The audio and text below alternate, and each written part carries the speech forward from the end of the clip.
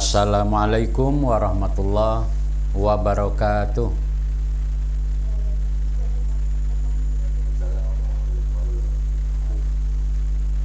Alhamdulillah, kita panjatkan kehadirat Allah Subhanahu wa taala.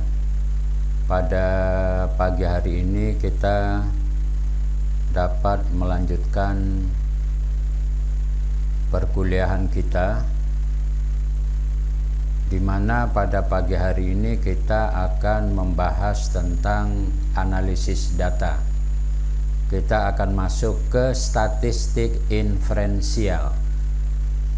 Setelah beberapa kali pertemuan, kita membahas tentang statistik deskriptif, mulai dari pengantar, pengertian, ruang lingkup, penggolongan statistik, kemudian data penelitian, ukuran tendensi sentral, ukuran penyebaran data, kemudian prasyarat analisis, mulai dari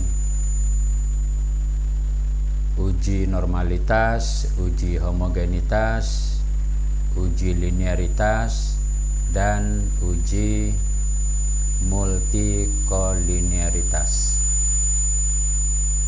Nah, pertemuan kali ini kita akan membahas tentang analisis data, di mana sudah masuk pada tahap statistik inferensial. Tentu kalau kita membahas statistik inferensial itu sudah agak lebih sulit karena kita berhubungan dengan angka-angka, dengan rumus-rumus. Namun sebelum kita masuk ke analisis data statistik penelitian, apakah itu nanti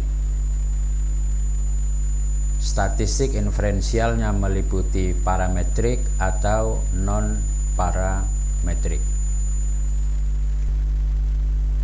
Ya, kita akan membahas tentang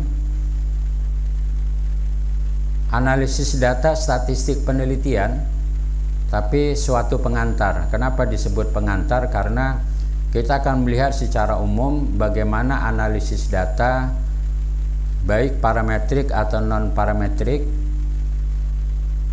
tentang proses, prosedur, langkah-langkah yang akan kita lakukan di dalam analisis data penelitian. Nah, pada pertemuan yang lalu kita sudah membahas tentang bagaimana analisis data itu dilakukan dengan mempertimbangkan beberapa aspek, dan sekaligus ini menjadi alasan mengapa kita mengambil teknik analisis tertentu. Nah, yang harus kita pertimbangkan sebagai seorang peneliti, yang pertama adalah tujuan penelitian. Jadi kalau tujuan penelitian ini kaitannya nanti dengan desain penelitian. Kalau desain penelitiannya memilih korelasional, tujuannya berarti mencari hubungan. Kalau desainnya komparatif, berarti tujuannya membandingkan. Nah, sehingga tujuan penelitian ini menjadi pertimbangan teknik analisis yang akan digunakan. Yang kedua adalah pertanyaan penelitian, yang itu ada nanti pada rumusan masalah. Jadi pertanyaan penelitian atau rumusan masalah itu ada di bab 1, kemudian nanti dijawab pertanyaan itu pada bab 4 atau bab pembahasan, di mana di bab 4 kita akan melakukan uji hipotesis untuk menjawab pertanyaan-pertanyaan yang ada dalam rumusan masalah. Jadi kalau misalnya rumusan masalah, apakah ada hubungan yang signifikan antara tingkat kerajinan dengan prestasi belajar? maka nanti di bab 5 akan ada jawaban, ada hubungan yang signifikan atau jawabannya tidak ada hubungan yang signifikan antara tingkat kerajinan dengan prestasi belajar.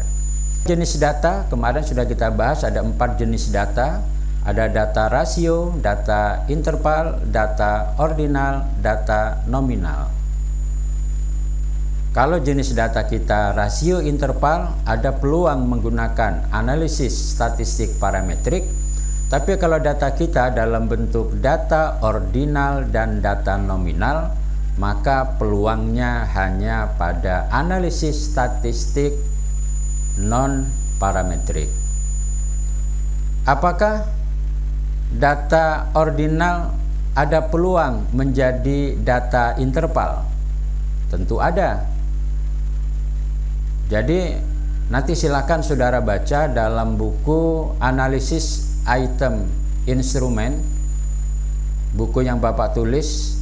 Di situ nanti ada bab, ada pembahasan yang menjelaskan tentang bagaimana mengubah data ordinal menjadi data interval. Misalnya pengambilan data, instrumen yang digunakan menghasilkan data ordinal, tapi saudara pengen dianalisis dengan menggunakan korelasi product moment. Nah, korelasi product moment datanya harus data interval atau data rasio. Sementara Anda punya datanya adalah data ordinal. Maka ada fasilitas bagaimana mengubah data ordinal menjadi data interval. Yang penting saudara harus melakukan langkah-langkah analisis data itu sesuai dengan prosedur analisis data. Sebagaimana kita ketahui bahwa 4 jenis data itu yang paling tinggi, yang paling baik adalah data rasio, interval, di bawah itu nanti ada data ordinal, nominal. Maka sebaiknya Anda jangan mengubah data yang kualitasnya lebih baik menjadi yang kualitasnya lebih rendah. Misalnya datanya data interval, lalu Anda ubah menjadi data ordinal. Apakah bisa? Bisa. Tapi langkah yang saudara tempuh itu menurunkan kualitas data. Kenapa? Kalau Anda ubah menjadi data ordinal, berarti Anda akan melakukan analisis menggunakan statistik non-parametrik, padahal bisa menggunakan statistik parametrik yang hasilnya jauh lebih baik menggunakan statistik parametrik daripada statistik non-parametrik.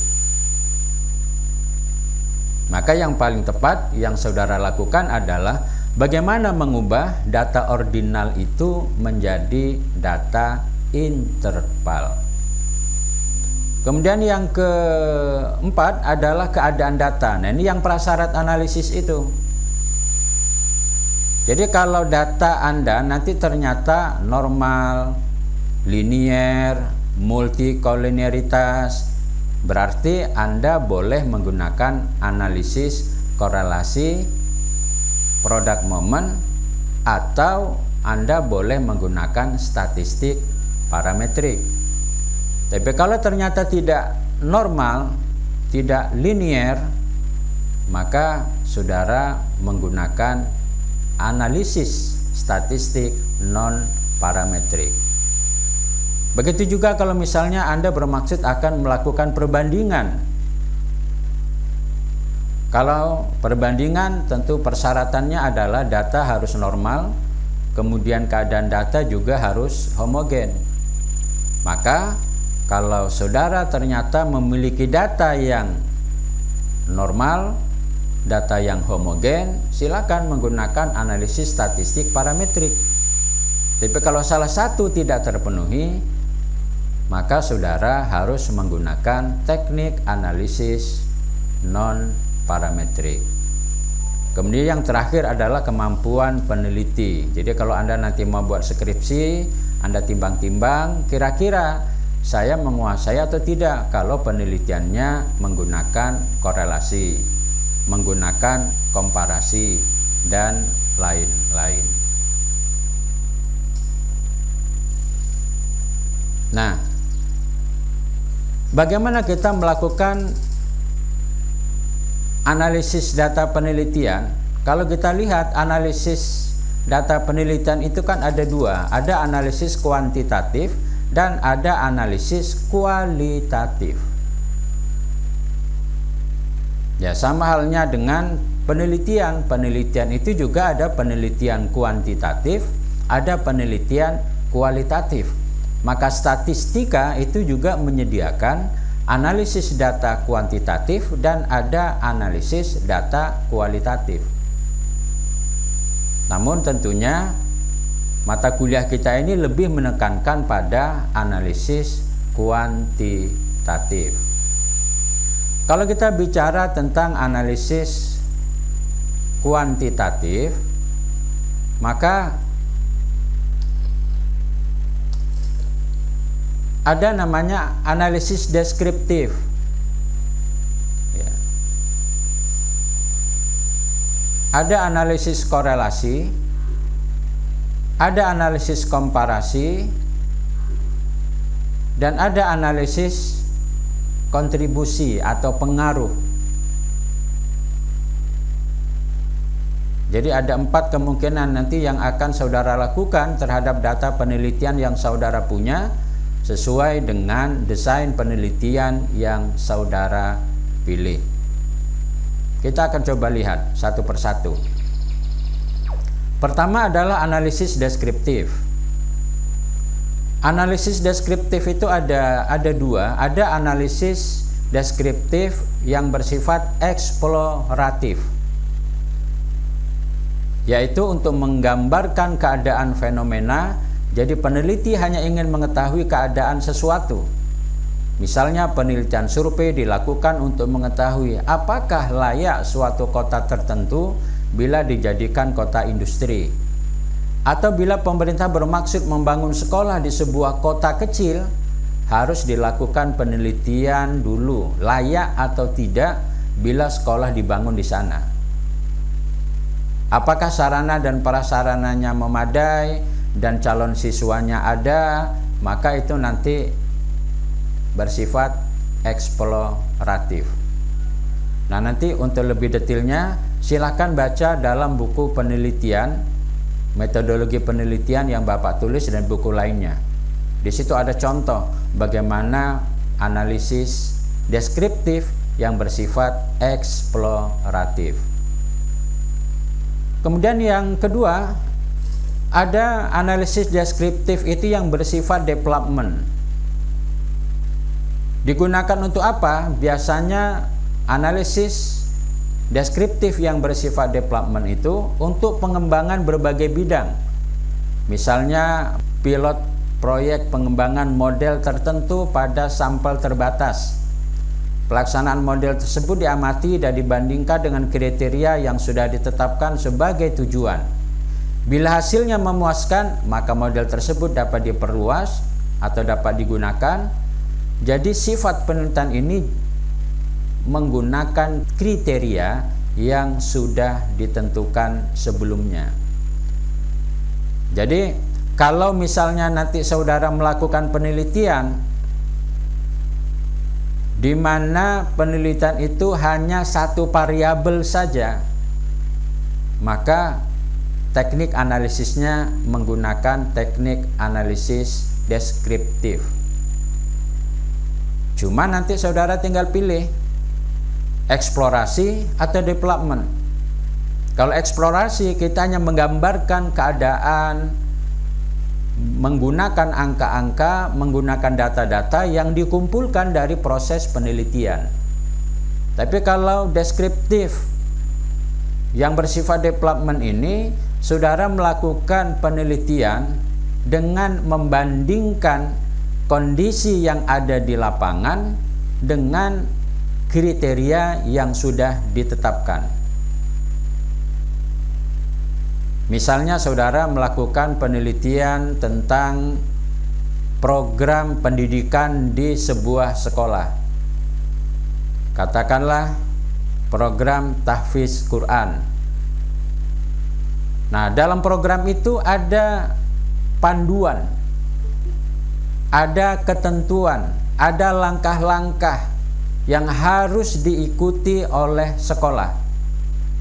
Langkah pertama, langkah kedua, langkah ketiga, langkah keempat, langkah kelima.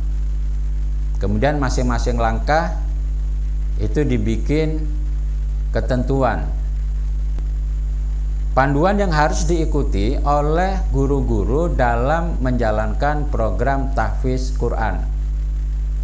Lalu nanti Anda lihat kenyataan di lapangan bagaimana, kemudian kriteria yang sudah ditetapkan oleh sekolah seperti apa, sehingga nanti hasilnya program yang dijalankan itu hanya terlaksana 70% atau terlaksana 80%.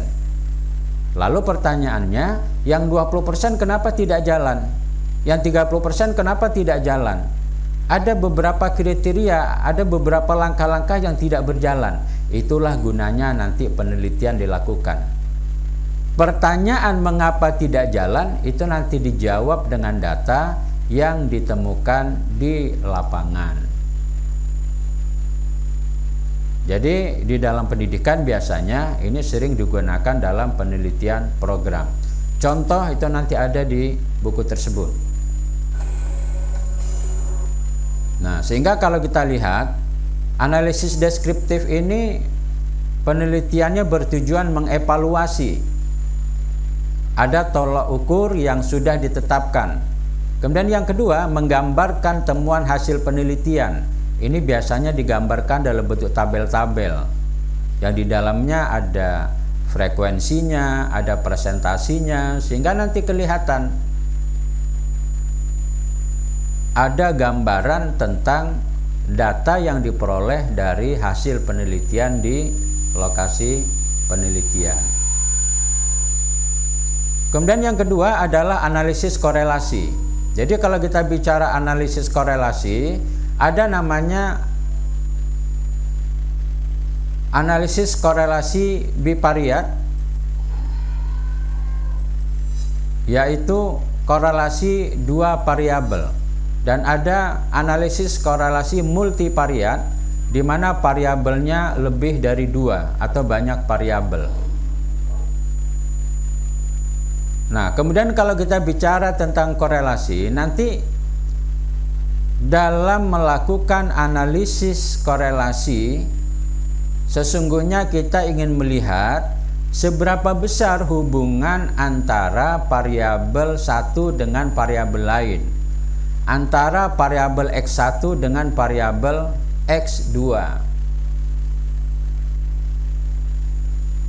antara variabel X2 dengan X3, antara variabel X3 dengan X4, X1 dengan X3, X2 dengan X4, dan seterusnya. Tapi bisa juga kita ingin melihat hubungan antara X1, X2, X3 dengan Y kalau banyak variabel.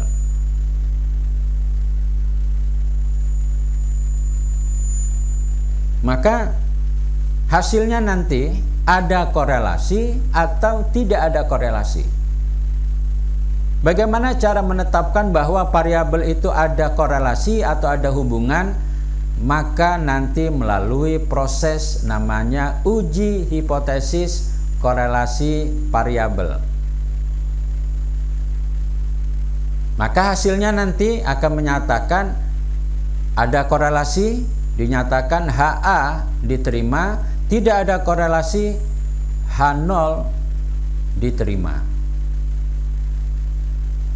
Kalau ada korelasi, seberapa besar korelasi itu? Maka besarnya korelasi dinyatakan dalam sebuah angka yang disebut dengan koefisien korelasi. Berapa besarnya angka korelasi itu? Besarnya angka korelasi adalah 0 sampai plus minus 1. Artinya tidak ada koefisien korelasi itu lebih dari 1. Jadi dari min 1 sampai plus 1. Oleh karena itu nanti kalau ada teman Anda melakukan perhitungan korelasi ternyata hasilnya 1,6, maka bisa dipastikan di situ ada kesalahan perhitungan koefisien korelasi. Jadi korelasi sempurna itu besarnya 1. Jadi tidak ada besarnya koefisien atau angka atau indeks, bahasa lainnya indeks korelasi, lebih dari 1. Walaupun Anda datangkan 7 ahli statistik dari 7 negara yang berbeda, lalu menghitung koefisien korelasi, hasilnya lebih dari 1, salah. Karena logika perhitungan matematikanya tidak memungkinkan koefisien korelasi itu lebih dari 1. Kemudian kalau kita lihat nanti, koefisien korelasi itu dia bisa bertanda positif dan bisa bertanda negatif. Negatif misalnya min 0,7, positif 0,8.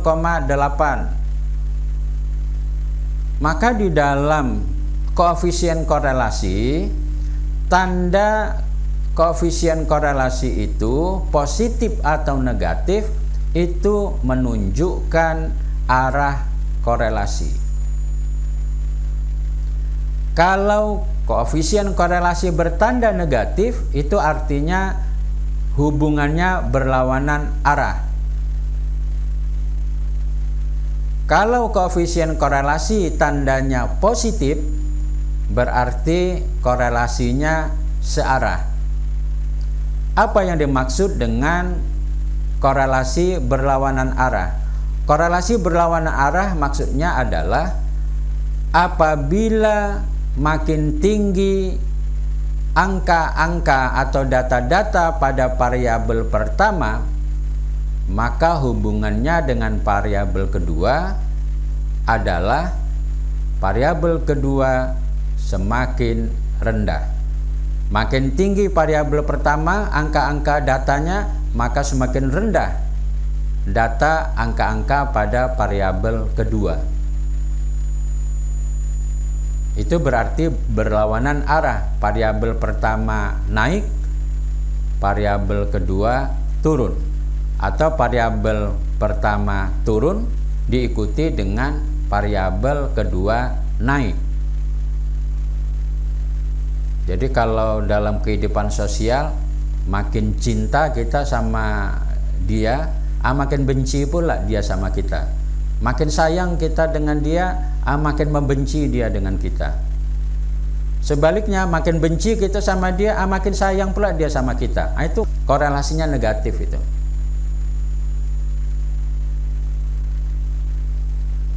Contoh lain, hubungan antara kesadaran berlalu lintas dengan pelanggaran lalu lintas. Hubungannya itu negatif. Makin tinggi kesadaran hukum berlalu lintas, maka semakin rendah tingkat pelanggaran berlalu lintas. Korelasinya negatif. Sebaliknya, semakin rendah kesadaran hukum berlalu lintas, maka semakin tinggi tingkat pelanggaran hukum berlalu lintas. Maka hubungan antara kesadaran hukum berlalu lintas dengan pelanggaran hukum berlalu lintas, korelasinya negatif. Jadi korelasi negatif. Jadi kalau nanti tandanya pakai min, koefisien korelasi itu, maka hubungannya negatif. Maknanya kalau ditafsirkan adalah hubungan negatif itu variabel pertama korelasinya dengan variabel kedua, di mana datanya menunjukkan makin tinggi, makin besar angka-angka data pada variabel pertama, diikuti dengan makin rendahnya angka-angka atau data pada variabel kedua, atau sebaliknya, semakin rendah angka-angka data pada variabel pertama diikuti dengan semakin tingginya angka-angka data pada variabel kedua. Kemudian yang kedua, koefisien yang bertanda positif itu menunjukkan bahwa arahnya searah. Nah, ini enak ini kalau searah ini. Kenapa? Makin tinggi angka atau skor pada variabel pertama, hubungannya dengan variabel kedua, maka variabel kedua juga semakin tinggi. Makin rendah variabel pertama skornya, maka diikuti semakin rendah pula angka-angka pada variabel kedua. Ini kalau dalam kehidupan sosial ya, makin cinta kita sama dia, makin cinta pula dia sama Allah. Nah, itu enak itu. Makin tidak suka dia dengan kita, makin tidak suka pula dia dengan kita. Makin tidak sayang kita dengan dia, makin tidak sayang juga dia dengan kita. Kalau itu aman itu. Pisahnya pun baik-baik. Kenapa? Korelasinya positif. Naiknya variabel pertama diikuti oleh naiknya variabel kedua. Turunnya data pada variabel pertama diikuti makin turunnya variabel kedua. Jadi korelasinya searah. Nanti di dalam korelasi bivariat ini ada bermacam-macam. Ada namanya korelasi product moment, ada namanya korelasi tata jenjang, ada namanya korelasi pi, ada namanya korelasi kontingensi, ada namanya korelasi biserial, ada namanya korelasi point biserial, ada namanya korelasi serial, dan lain-lain. Kemudian nanti ada korelasi multivariat. Korelasi multivariat. Korelasi multivariat pada prinsipnya sama dengan bivariat, bedanya hanya jumlah variabelnya lebih dari 2. Kemudian koefisien korelasinya tetap sama, tetap menggunakan korelasi searah dan dua arah. Nah, kemudian juga perlu saya ingatkan kembali bahwa koefisien korelasi ini dia bukan angka mutlak ya. Angka mutlak, angka matematis ya. Bukan seperti itu maksudnya. Dia nolnya bukan nol mutlak. Jadi kalau misalnya nanti korelasi 0, itu bukan berarti tidak ada korelasi. Kenapa? Korelasi 0 itu nanti dia tetap ada korelasi, cuma secara kuantitatif dia masuk kategori tidak ada korelasi, tapi bukan tidak ada sama sekali. Kenapa? Karena ada korelasi 0 ke atas positif, ada korelasi negatif. Jadi kalau misalnya 0 korelasi bukan berarti tidak ada korelasi sama sekali, tapi korelasinya sangat-sangat lemah.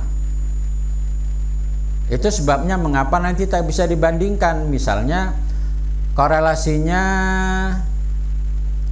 0,2. Kemudian ada penelitian lain hasilnya 0,4. Maka kita tidak bisa membandingkan. Korelasi kedua itu 2 kali lebih besar dibandingkan dengan korelasi yang pertama. Jadi dia tidak bisa dibandingkan. Jadi angka koefisien korelasi itu tidak bisa dibandingkan antara angka satu dengan yang lainnya karena dia bukan angka matematis. Yang bisa dibandingkan itu kalau angka nolnya itu adalah angka nol mutlak, nol matematis. Jadi nol itu betul-betul dalam arti tidak ada korelasi sama sekali. Karena hakikatnya walaupun korelasinya negatif itu tetap ada hubungan. Cuma hubungannya berlawanan arah. Nol ini kebetulan batas antara korelasi positif dan korelasi negatif. Kemudian ada namanya korelasi parsial. Ya, ini juga termasuk korelasi multivariabel. Kalau korelasi multivariabel itu korelasinya banyak variabel, lebih dari 2 variabel. Tapi kalau korelasi parsial itu mencari hubungan, tapi hubungannya hubungan murni dengan mengontrol variabel lain dalam memberikan pengaruh. Contoh, kita akan melihat hubungan antara tingkat kerajinan dengan prestasi belajar. Ternyata hubungannya tinggi, misalnya 0,89. Tapi sesungguhnya korelasi antara kerajinan dengan prestasi belajar itu dipengaruhi oleh IQ. Jadi yang menyebabkan korelasi tinggi itu adalah IQ. Maka bagaimana kita bisa melakukan kontrol terhadap IQ sehingga kita bisa melihat sesungguhnya hubungan tingkat kerajinan dengan prestasi belajar itu sesungguhnya berapa sih kalau IQ-nya dikontrol. Maka sebelum dikontrol mungkin korelasinya 0,89, tapi begitu IQ-nya dikontrol hubungannya menjadi 0,6. Artinya ada selisih 0,29. Maka 0,29 itulah sesungguhnya kontribusi dari IQ. Maka kita ingin melihat bagaimana hubungan antara kerajinan dengan prestasi belajar, kemudian mengontrol IQ. Dalam kehidupan sosial, contohnya si A punya hubungan dengan si B. Katakanlah si A pacaran sama si B. Awalnya si A dan si B itu sebenarnya tidak ada apa-apa, ketemu biasa-biasa saja. Si A ketemu B, not responding, no signal, no problem, no limit. Tak ada rasa. Si B juga begitu terhadap si A. Jadi kalau dianalisis, diukur berapa hubungannya, tidak ada hubungan. Tapi datang si C ini ketemu si A, dia bilang si B ngefans sama kamu, suka sama kamu, dia sering cerita tentang kamu. Nanti dia ketemu si B, dibilang pula si A ngefans sama kamu, dia sering cerita tentang dirimu, kayaknya dia suka deh sama kamu. Nah, itu peran si C.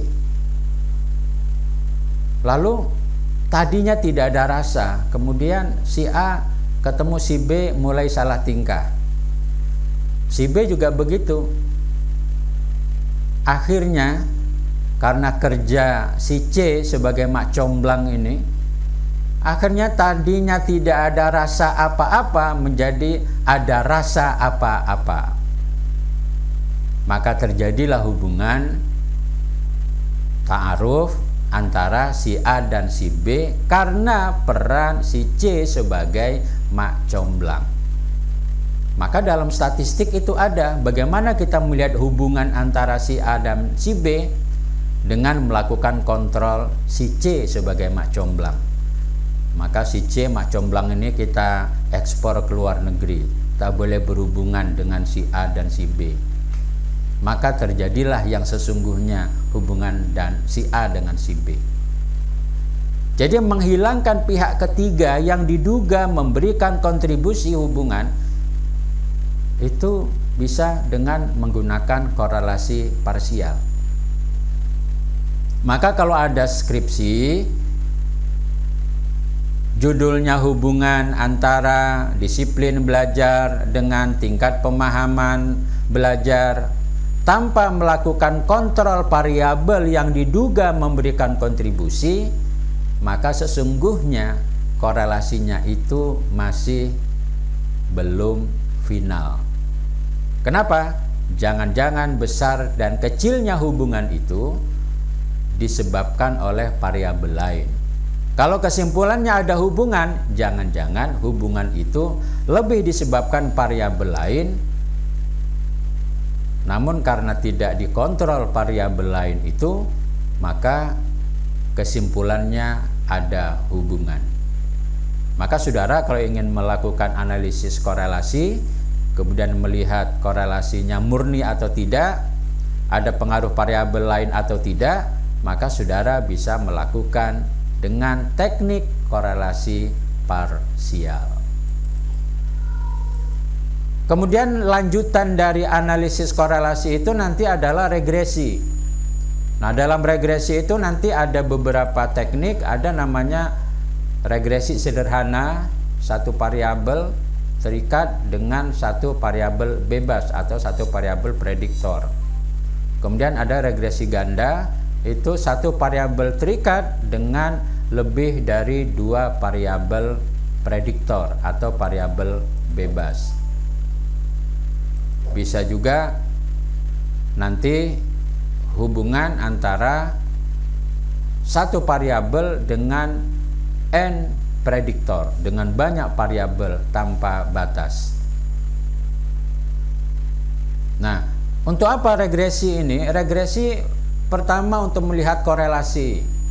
Yang kedua nanti untuk melihat hubungan dalam bentuk persamaan antara variabel Y dengan variabel X, antara variabel terikat dengan variabel bebas. Lalu nanti persamaan itu bisa dijadikan sebagai alat prediksi atau tidak, itu nanti dengan menggunakan uji F. Nah, ini misalnya ada contoh perhitungan. B1, B2 ini adalah X1, X2 hubungannya dengan Y. Sehingga dengan persamaan regresi itu nanti bisa diketahui. Apabila X-nya ditambah 1, X1 ditambah 1 skor, 1 nilai, berapa nanti pengaruhnya terhadap variabel Y. Misalnya pengaruh IQ terhadap prestasi belajar. Kalau IQ-nya 110, berapa prestasi belajarnya? Itu bisa dihitung. Ya, bisa dihitung. Kemudian apakah nanti persamaan ini bisa dijadikan sebagai alat prediksi? Maka untuk menyatakan bisa atau tidak ditunjukkan dengan melakukan uji F. Kalau uji F-nya signifikan, berarti persamaan ini bisa dijadikan sebagai alat prediksi. Tapi kalau uji F-nya itu ditolak, tidak signifikan, maka persamaan ini tidak bisa dijadikan sebagai alat prediksi. Nah, maka nanti di dalam statistik ini menjadi sebuah inti dari statistika. Jadi kalau sebuah perusahaan ingin menambah karyawan, itu kira-kira berapa produksi yang akan dihasilkan. Menambah karyawan 10 orang, kira-kira berapa prediksi produksi yang bisa dihasilkan, keuntungan yang didapat. Sebaliknya, kalau perusahaan mengurangi karyawan, kira-kira berapa dampak produksi dan keuntungan perusahaan. Itu bisa dilakukan dengan regresi. Kemudian kalau ingin melihat pengaruh, seberapa besar sih pengaruh variabel X terhadap Y, itu nanti dinyatakan dalam bentuk R square atau R kuadrat dikali dengan 100%. Sehingga nanti kalau judul penelitiannya pengaruh disiplin dan tingkat kerajinan terhadap prestasi belajar, pertanyaannya kalau memang ada pengaruh, Oke, ada pengaruh. Dari mana? Dari uji F. Uji F menyatakan ada pengaruh. Seberapa besar pengaruhnya? Itu dihitung dengan menggunakan R kuadrat dikali 100%. Maka nanti bisa dihitung besarnya pengaruh mungkin 75%, 80%, 60%, dan seterusnya. Atau mungkin tidak ada pengaruh kalau ternyata uji F-nya menunjukkan ditolak atau H0-nya yang diterima. Oke, yang kedua adalah uji komparatif. Ya, uji komparatif itu sama, nanti ada uji bivariat, ada uji multivariat. Jadi kalau uji komparatif bivariat itu nanti ada tes T,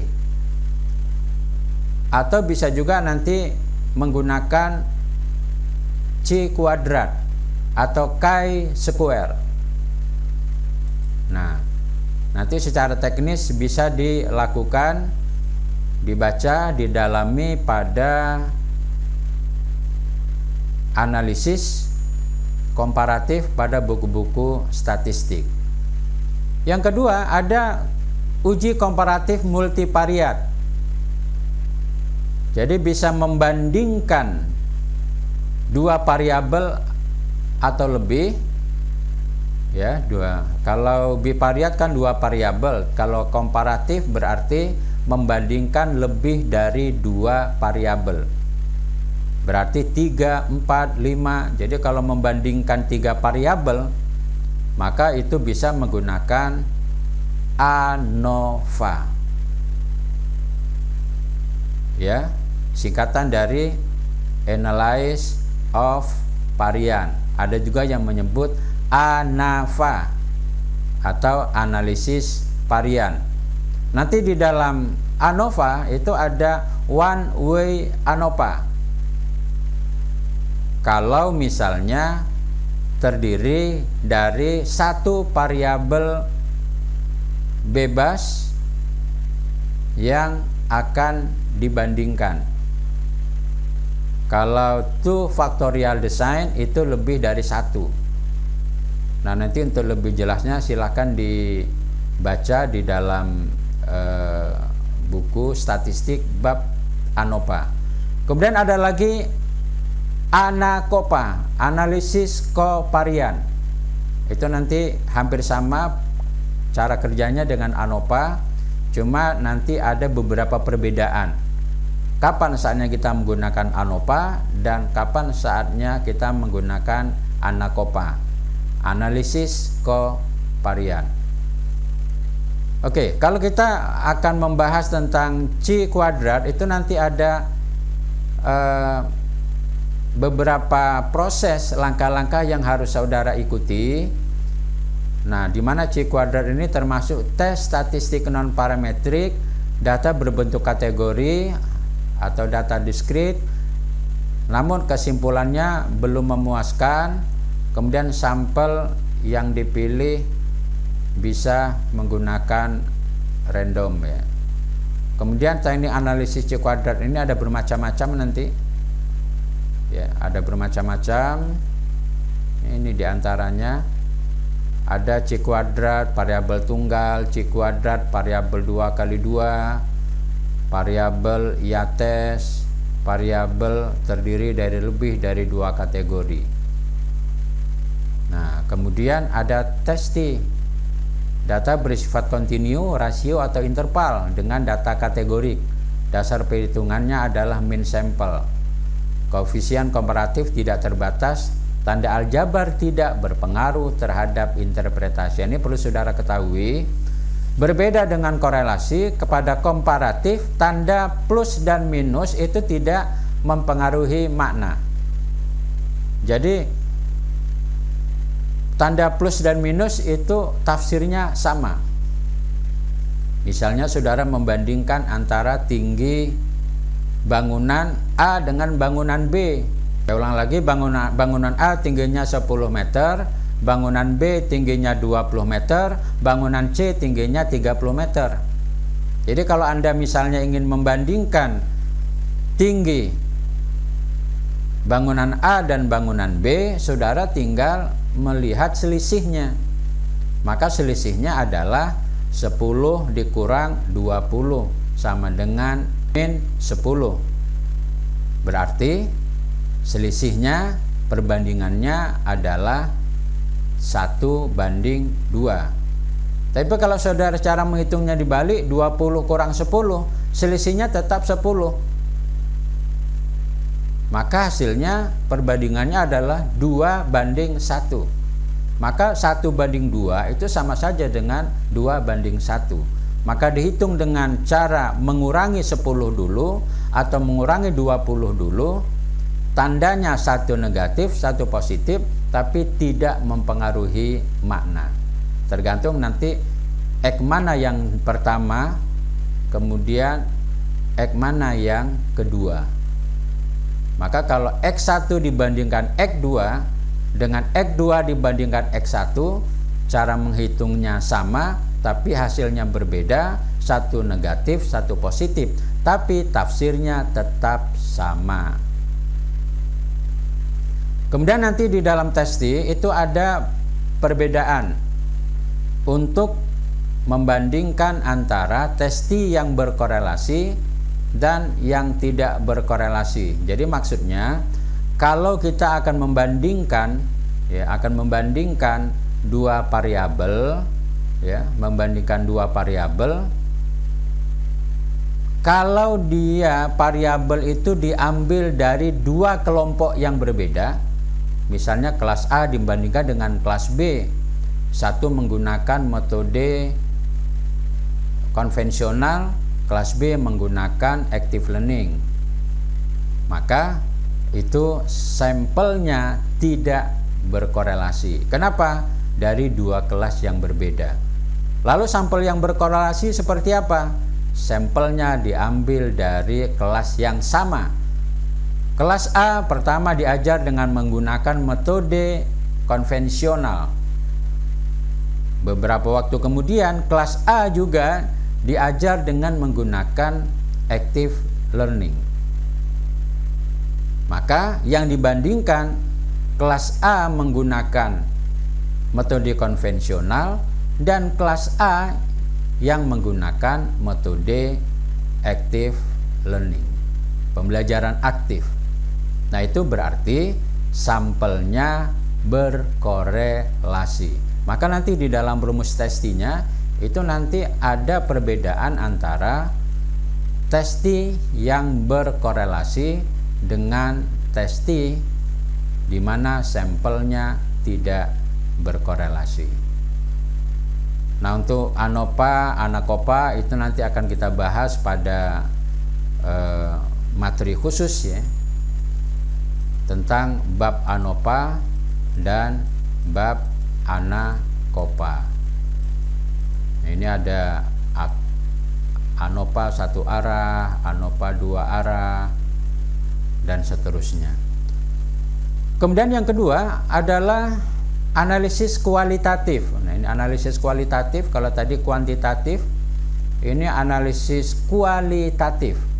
Jadi untuk penelitian kualitatif ada beberapa model teknik analisis kualitatif. Ini diantaranya adalah analisis kualitatif dengan model ALIR.